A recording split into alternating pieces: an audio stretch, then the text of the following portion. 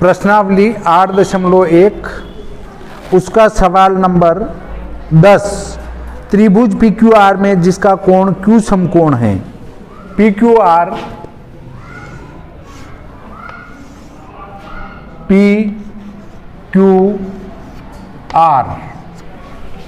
इसमें कोण Q समकोण है, ये 90 डिग्री है।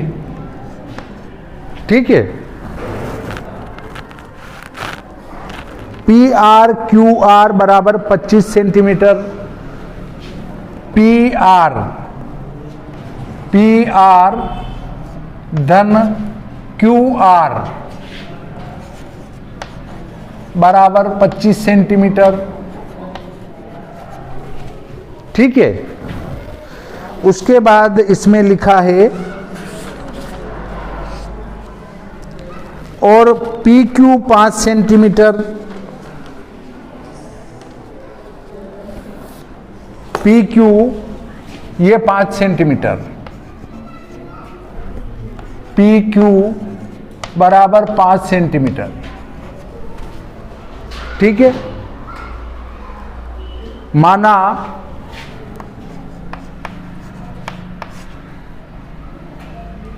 लंब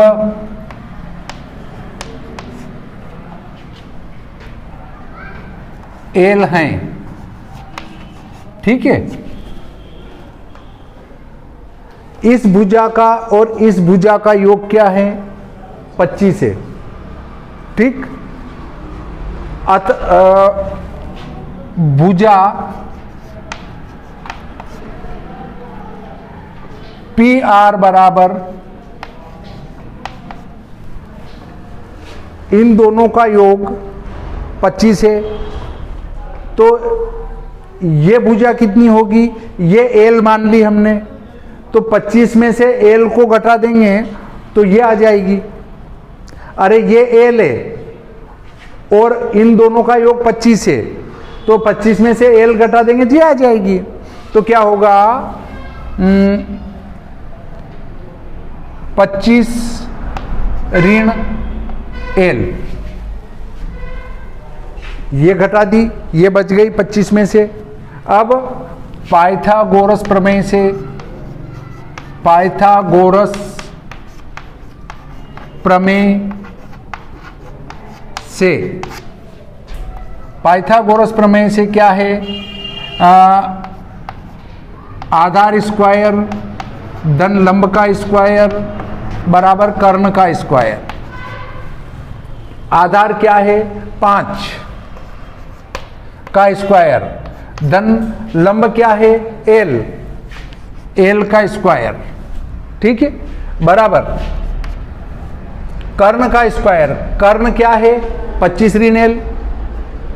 PR 25 ऋण L, तो 25 ऋण L, इसका भी स्क्वायर। इसको हल करेंगे। 5 का वर्ग 25 धन L का वर्ग बराबर 25 ऋण L। A ऋण B के सूत्र से खुलेगा, A ऋण B के सूत्र से खुलेगा तो क्या करेंगे? A का वर्ग मतलब 25 का वर्ग, 25 का वर्ग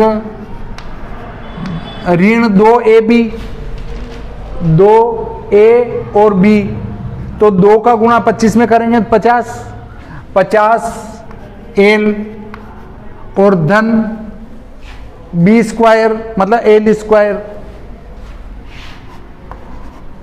अगर ऐसा समझ में नहीं आता है तो इसी में इसी का गुणा कर दो।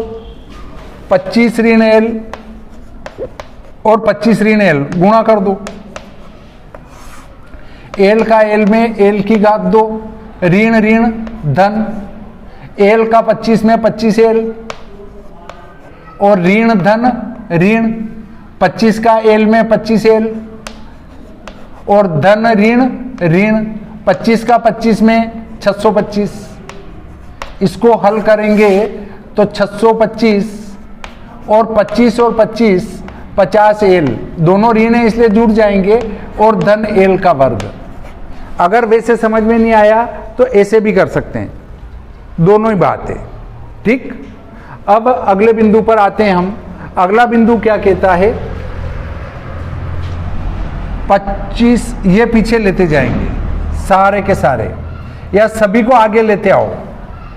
25, एक बार और हल करना पड़ेगा, इन सबको आगे ले लेते हैं, पर पहले हल करके, हल क्या करेंगे, 25 धन एल वर्ग बराबर 25 का वर्ग, 25 का वर्ग क्या होगा 625,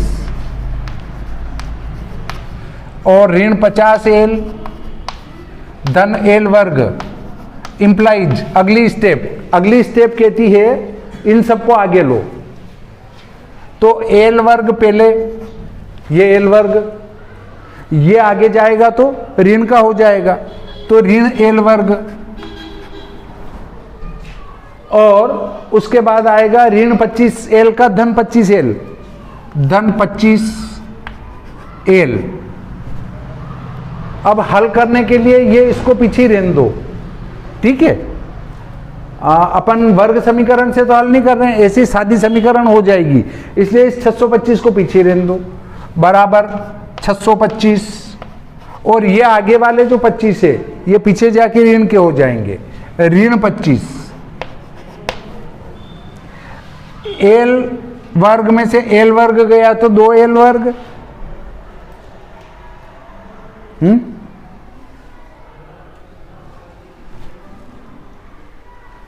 हाँ है, तो कितने आएंगे 2 एल वर्ग, तो हाँ तो क्या आएगा, कट जाएगा,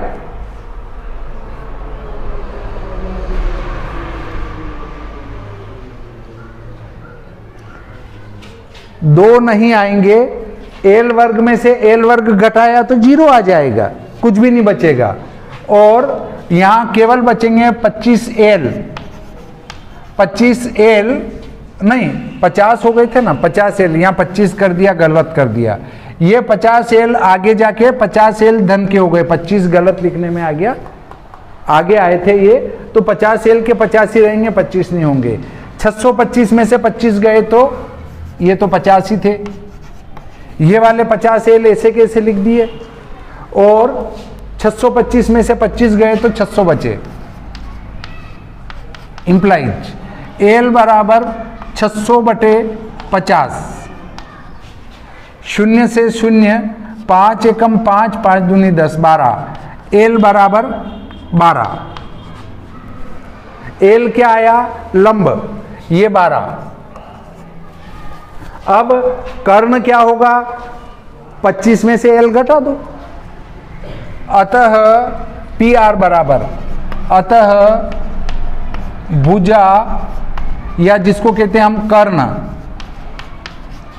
पी आर बराबर 25 ऋण एल या 25 ऋण 12 बराबर 13। ये कितना आया, 13। इतना हल करेंगे उसके बाद ही हमारा सवाल हो पाएगा।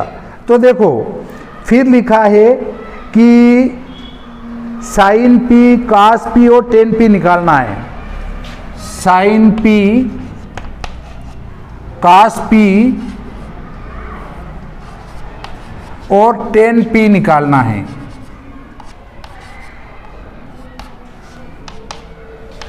पी का अर्थ है कि ये वाला कोण, ये वाला कोण मतलब लंब ये, आधार ये और कर्ण ये दिख रहा है, वो ही है।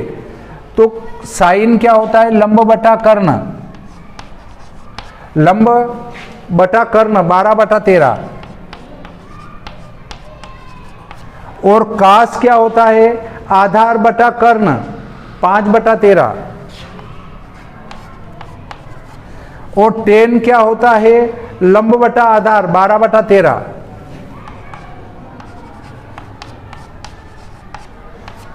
लंब बटा आधार तो कितना हुआ, लंब बटा आधार 12/5।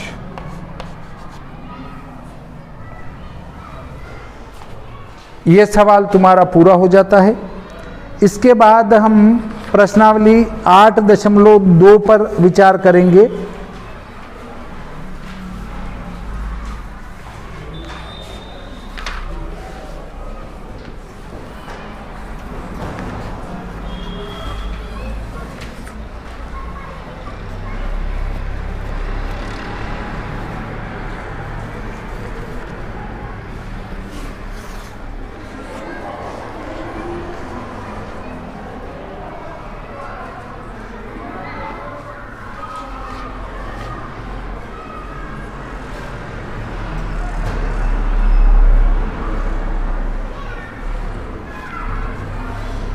इसमें आती है तुम्हारे त्रिकोणमितीय मान की सारिणी बनाना आती है सबको कि बताऊं? हाँ है? आती है?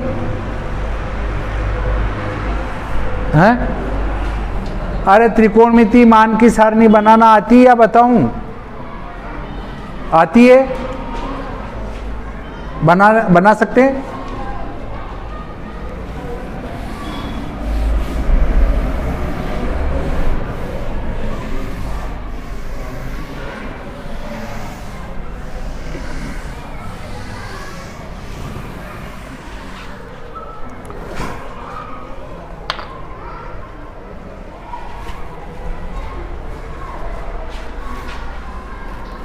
बना के बता दूं ताकि किसी को नहीं आती हो तो आ जाएगी।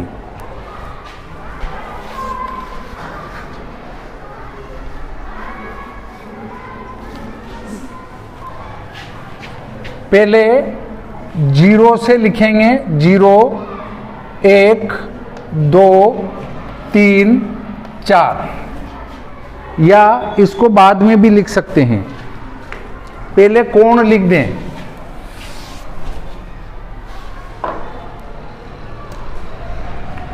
0 डिग्री, 30 डिग्री, 45 डिग्री, 60 डिग्री और 90 डिग्री।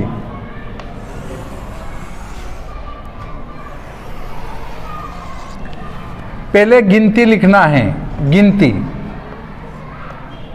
संख्या लिख दो। संख्या 0 से 0 1 2 3 4, 4 का भाग, 4 का भाग लगा देंगे। 0/4, 1/4, 2/4, 3/4, 4/4।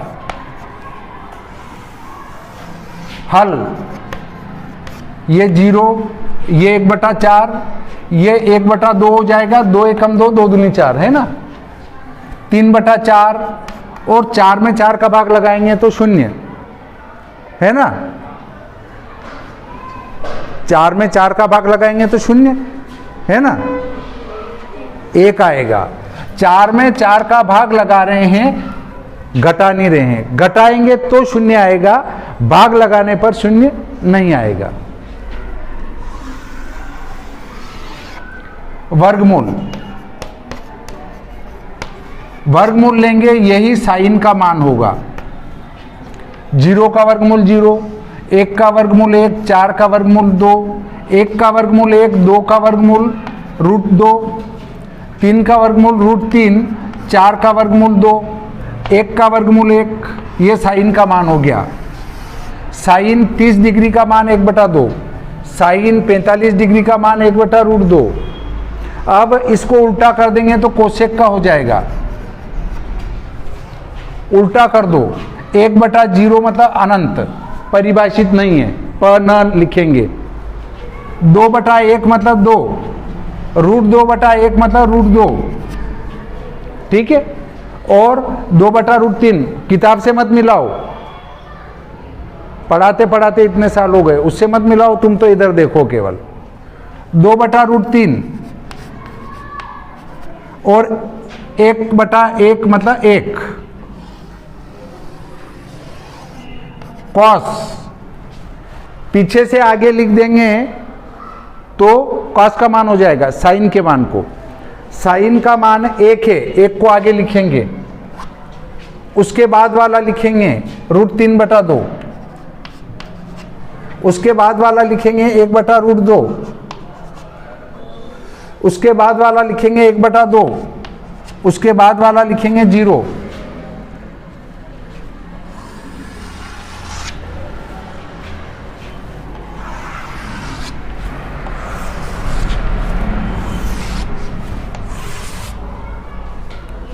कास का उल्टा होता है सेक, होता है 1/sec, तो इसका 1/1 मतलब 1, इसको उलट देंगे 2/√3, इसको उलट देंगे तो √2/1 मतलब √2, इसको उलट देंगे 2/1 मतलब 2, 1/0 मतलब अनंत, परिभाषित नहीं है। साइन में कॉस का भाग लगाएंगे तो tan आता है। tan क्या होता है? साइन बटा कास, तो साइन में कास का भाग लगा दो, tan आ जाएगा। tan बराबर साइन बटा कास, थीटा भी लगा देना इनके पीछे, थीटा का अर्थ कोण होता है।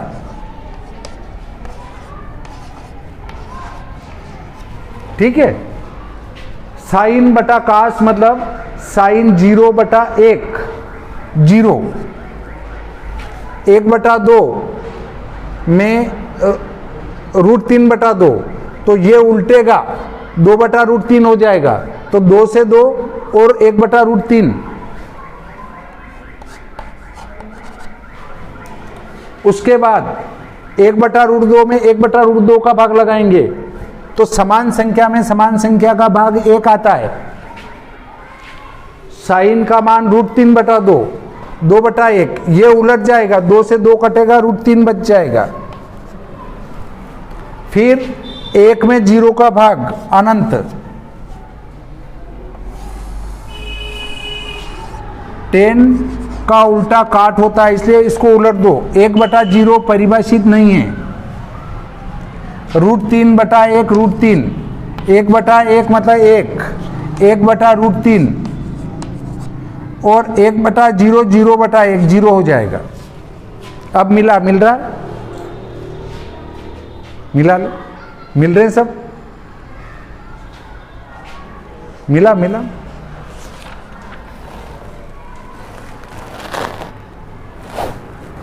√3 1, 1/√3 0, सेक 1,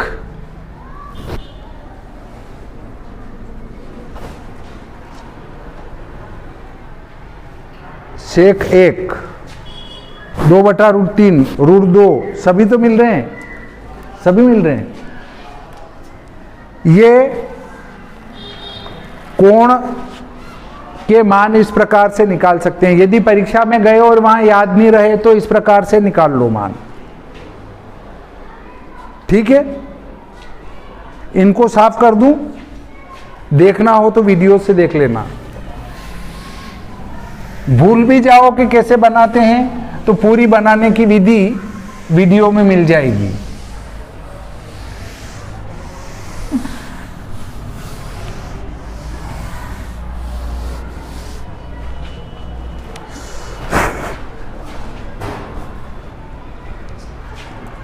इसके बाद अगला देखो सवाल, प्रश्नावली 8.2।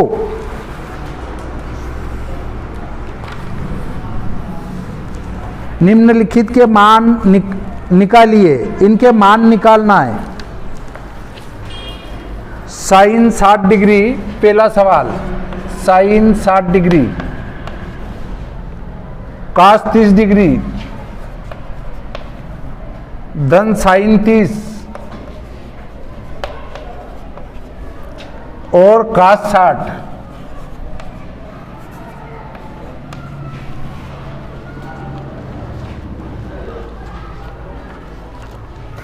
साइन 60 डिग्री का मान है √3/2, इसका मान। कॉस 30 डिग्री का मान है √3/2।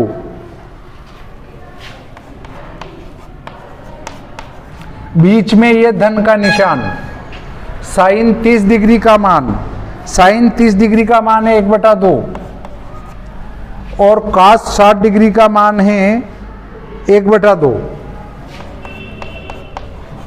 इन दोनों का गुणा करो, √3 में √3 का गुणा 3, 2 का गुणा 2 में 2, 4, धन 1 का गुणा 1 में 2 है 1 और 2 का गुणा 2 में 4। 4 का लघुत्तम, दोनों 4 का लघुत्तम 4 आएगा। जब दोनों जगह एक जैसी संख्या हो तो लघुत्तम वो ही रहता है। इसका भाग इसमें लगाएंगे 1 आएगा, 1 का गुणा 3 में 3, 4 का भाग 4 में 1 आएगा, 1 का गुणा 1 में 1, तो 3 और 1 4, 4/4 मतलब 1। ठीक है, ये हमारा पहला सवाल पूरा हो जाता है। एक उत्तर आएगा, इसका उत्तर देखने की आवश्यकता नहीं है, मत देखना, उतारने की जरूरत ही नहीं है क्योंकि तुमको वहां मिल ही जाएगा।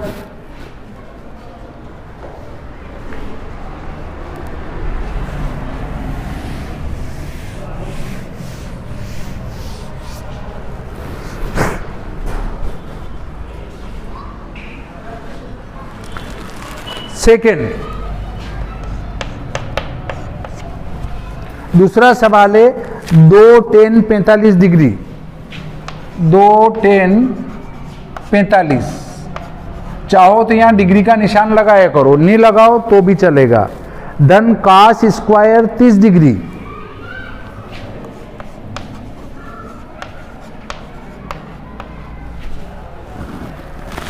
ऋण साइन स्क्वायर 60 डिग्री,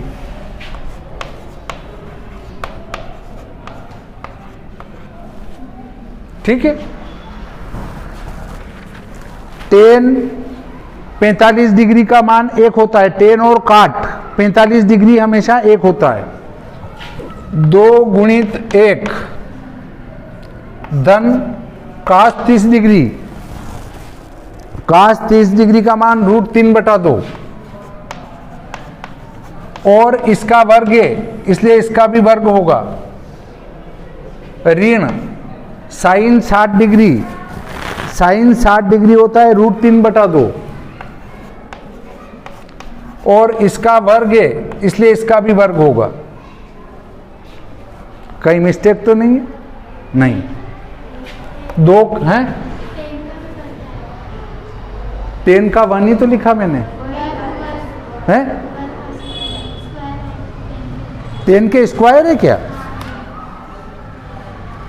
हाँ 10 के स्क्वायर है तो यहां भी 1 का स्क्वायर हो जाएगा। तो 2 गुणित 1 का वर्ग 2 है, 1 का वर्ग 2 नहीं होगा, 1 ही होगा। 1 में 1 का गुणा करेंगे 1 ही आएगा इसलिए 1 धन √3 में √3 का गुणा 3, 2 में 2 का गुणा 4, ऋण √3 का गुणा 3, 2 में 2 का गुणा 4। अब इसका भी गुणा कर दो, 2 रह जाएगा ये, है ना, और बटे 1 कर दो। इन तीनों का लघुत्तम समापवर्तक 4 आएगा।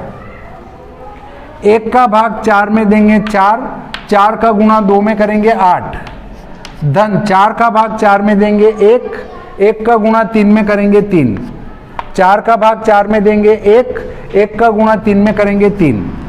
8 और 3 11 में से 3 गए तो 8, 8/4 मतलब 4 दूनी 8, है ना। किसी को कोई दिक्कत हो तो पूछ सकते हैं। आ रहा है समझ में? अब तीसरा सवाल,